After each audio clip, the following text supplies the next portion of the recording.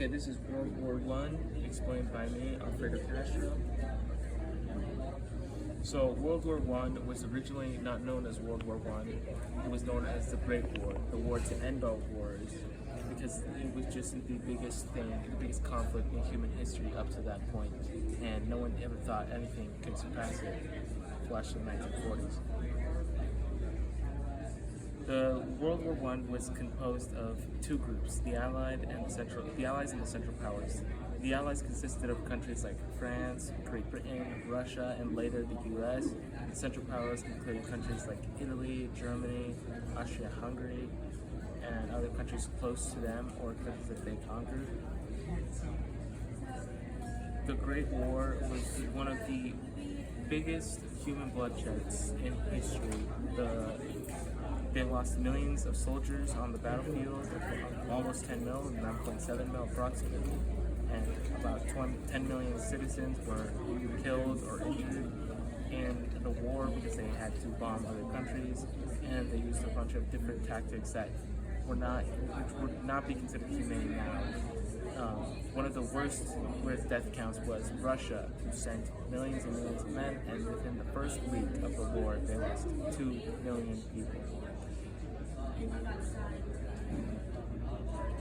And near the end of the war, through the final years, America sent 1 million troops to help France defend against Germany, who were trying to invade Belgium.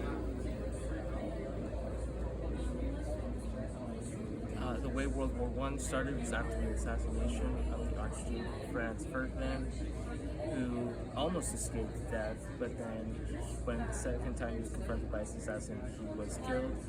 And this was a conflict that involved Serbia and one other country.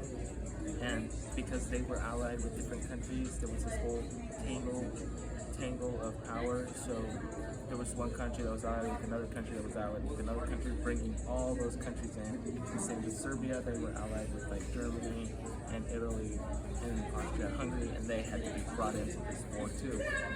And so it was really just these treaties that forced them into war. If not for these treaties, it would have just been a normal war, and it would still be bad. It would just be a normal war. Because of the new technologies invented in World War I and the amount of people that there were, the trenches were horrible for the soldiers. They would get rotten feet where they literally have the bone showing because of how much little air they have. It would be super wet and soggy, or they'd be caught in like muddy traps, so they have to walk on boards all over the place.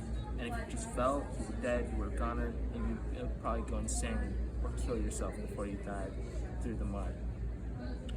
Constantly being bombed and rushed was one of the biggest fears of the soldiers at the time, aside from the cat-sized rats and the insane diseases that they were spreading across the trenches.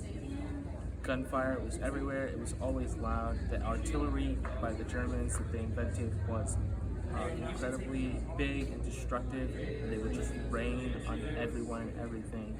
So they had to build bunkers. I think that was World War II. I don't remember if it was World War I, but if it was, they built bunkers that they had to go many feet underground and concrete to surround themselves just so they could sleep at night because of the constant bombing of other countries.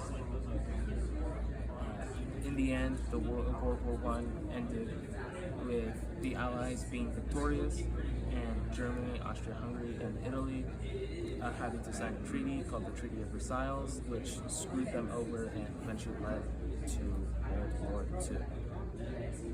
Alright, that should be it now.